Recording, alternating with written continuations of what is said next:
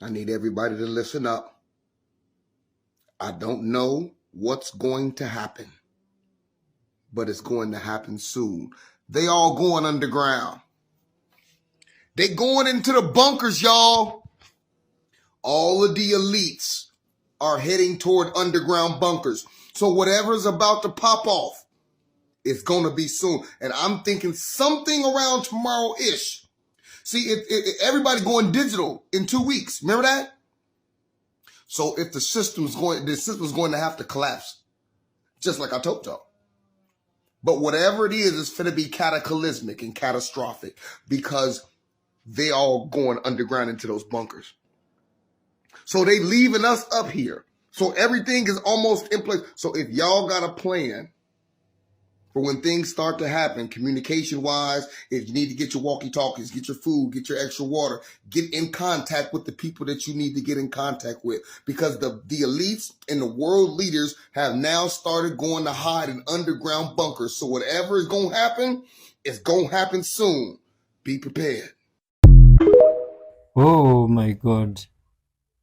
Let's talk about opening your crown chakra. Your crown chakra is essentially your portal into enlightenment, and you need to open it in order to access higher or divine knowledge. Think of the crown chakra as a pupil at the top of your head that expands and dilates as you detach more and more from your material experience of life. And the reason one must detach from their material experience of life is because we're detaching essentially from all creation. So in meditation, there's essentially only two roles you can play: that of a creator or a creation. Every time you meditate, every thought, feeling, or sensation, you have to assess whether you're experiencing the creator, the source of all creation, if you will, or are you experiencing a creation? Another way you can look at it is, are you experiencing the art or the artist? And one way to open the crown chakra is to essentially treat every single thing you experience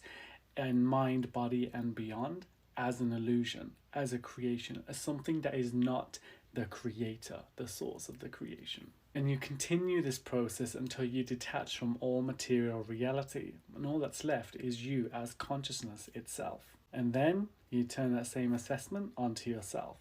Am I, as a conscious entity, the creator, or am I a creation? And that's where your journey into transcendence begins. And if you make the right assessment, your crown chakra might just open up and you'll be invited into experiencing enlightenment.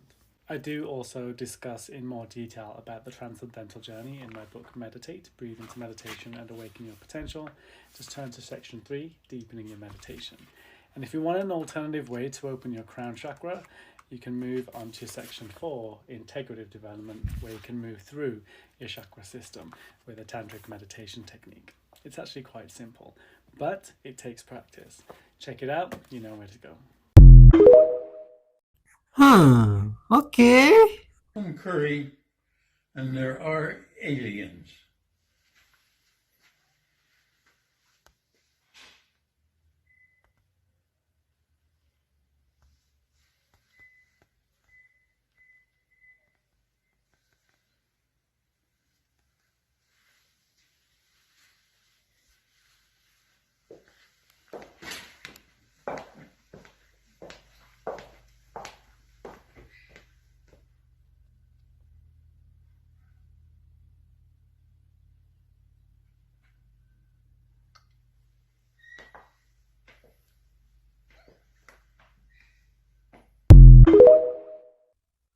Well, hey, things are getting hot.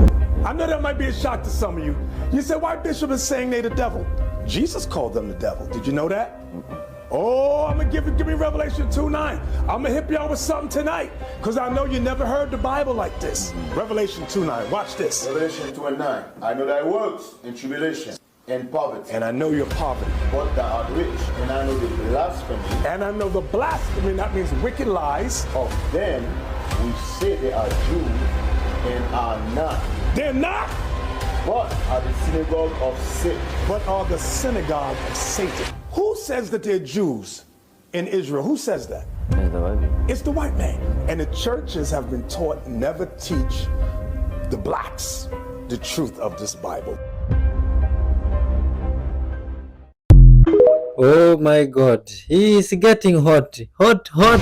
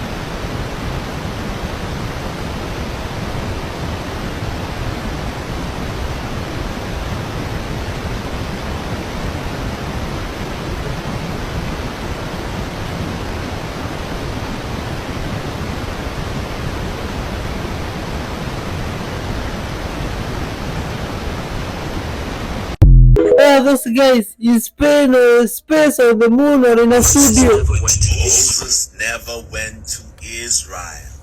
Moses went to Nigeria when he left Egypt, and he went to Canaan's land, South Africa. This is in the tombs. These are the slaves. Look at their skin tone.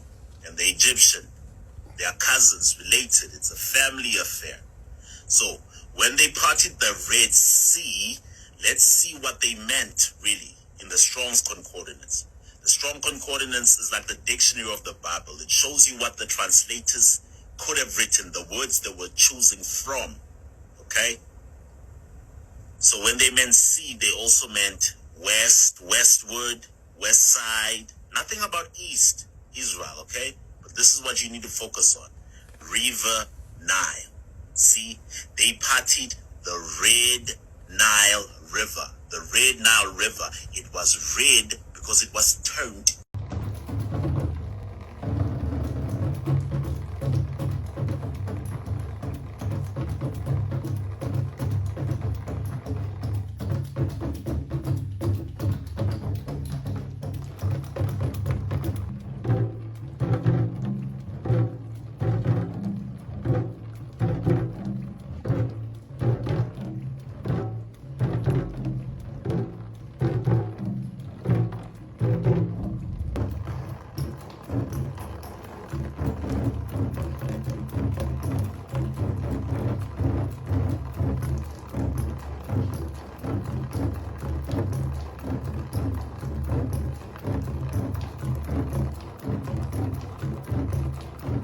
Brace yourselves because this is crazy. This is Emmanuel Moore, a man from the US who was fired recently for posting videos of his workplace on TikTok.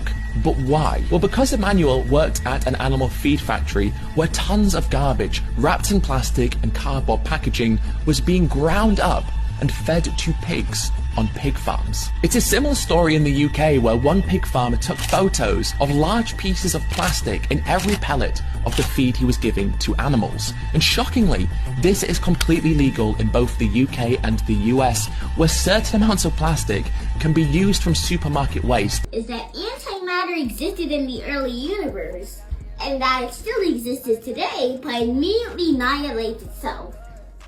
Since matter is created by space and time. Essentially, space and time is 3D. But let's say it's a flat grid. Since space and time is a flat grid, it can be it could be distorted. Like, for example, if we put an object like this, like a planet on there, it would bend it, but not too much. It would only make curvature. But if we put something like a star on there, we could make, for example, it could put a large amount of pull, and it could make something like a hill.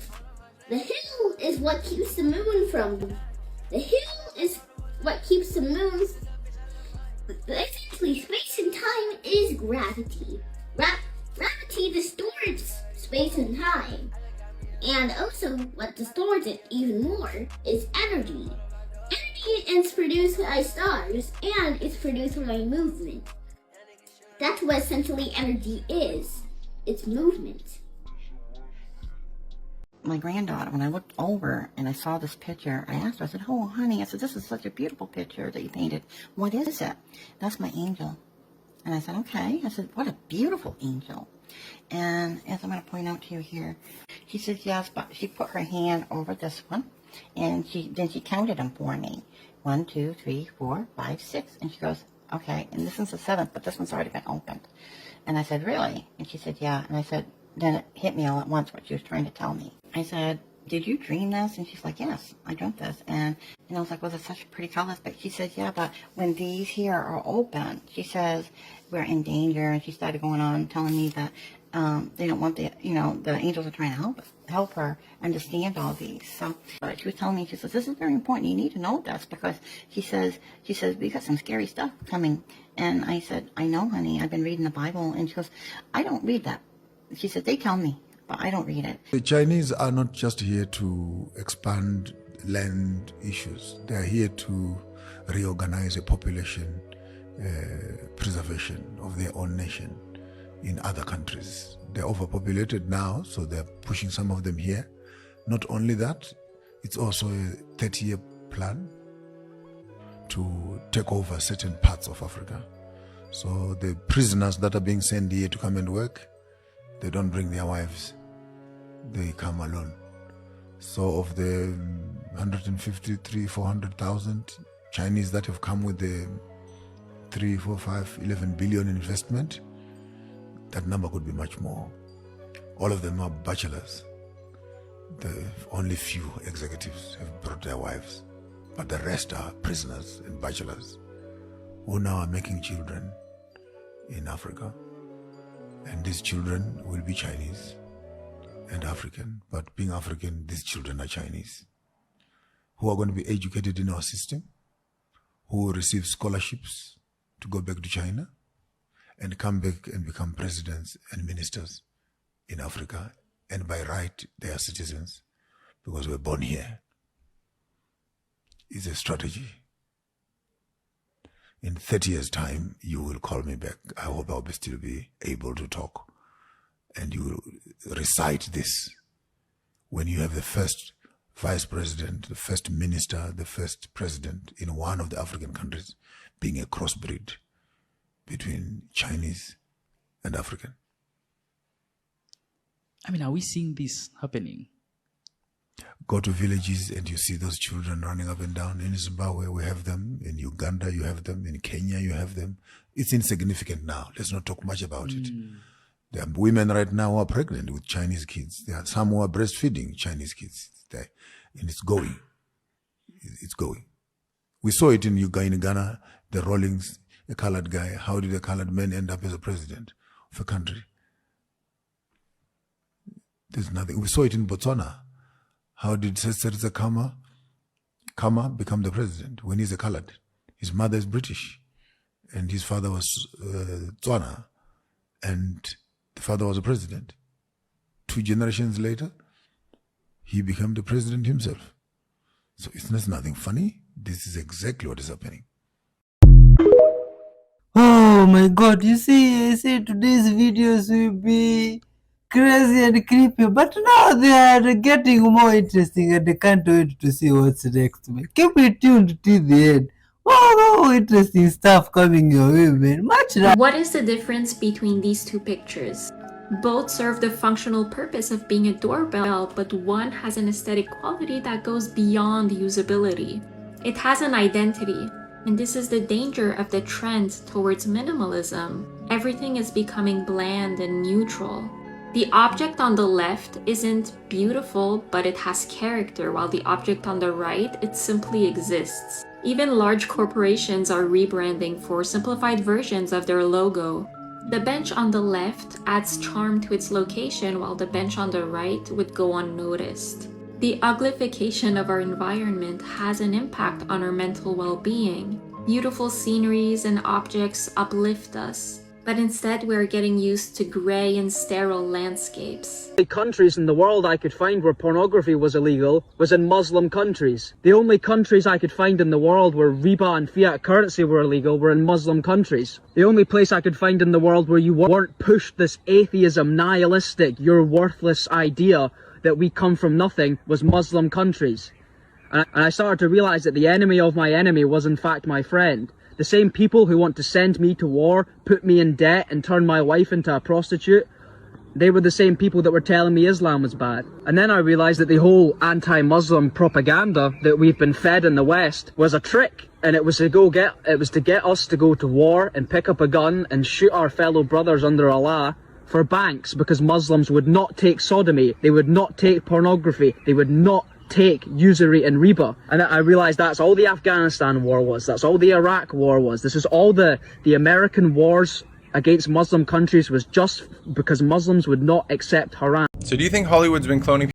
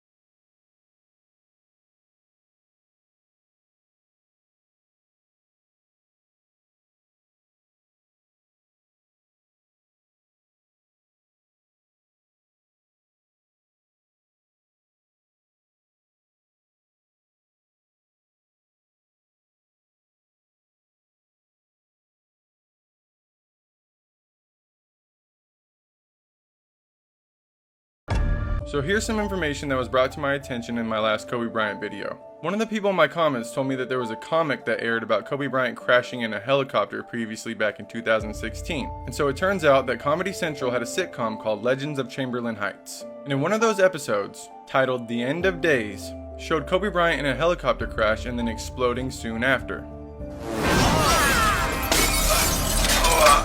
Oh shit! It's Kobe Bryant! Help me! Just pass me the trophies and we'll pull you out! Pass!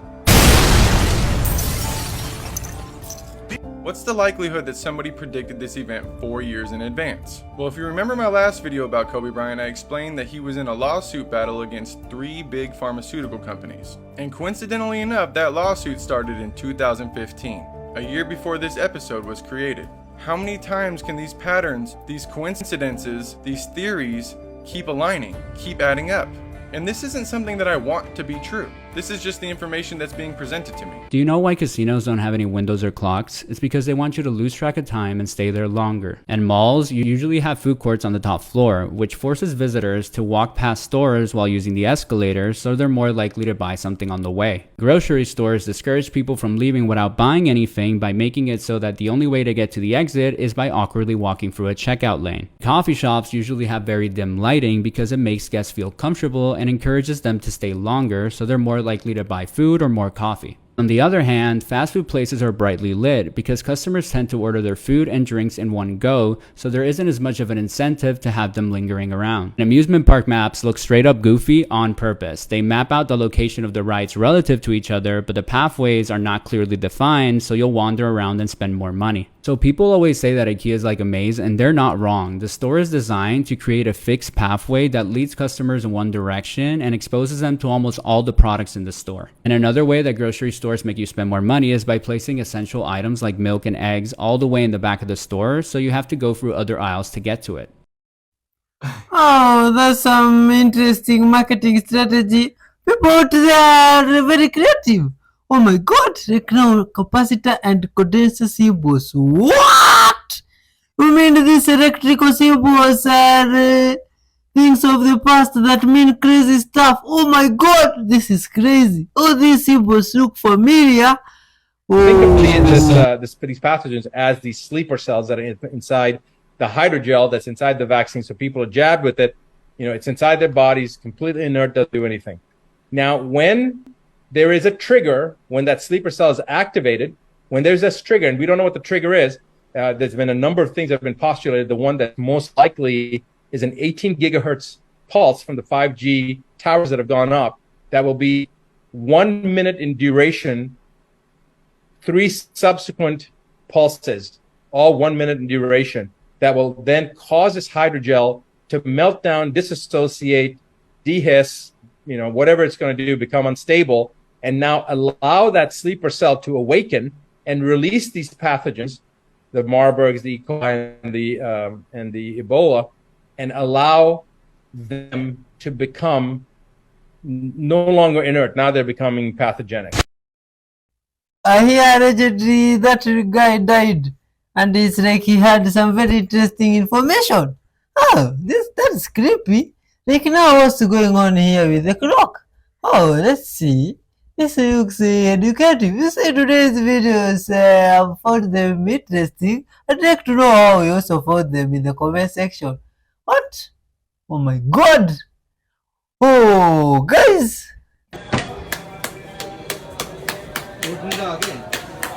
ये फूटता नहीं है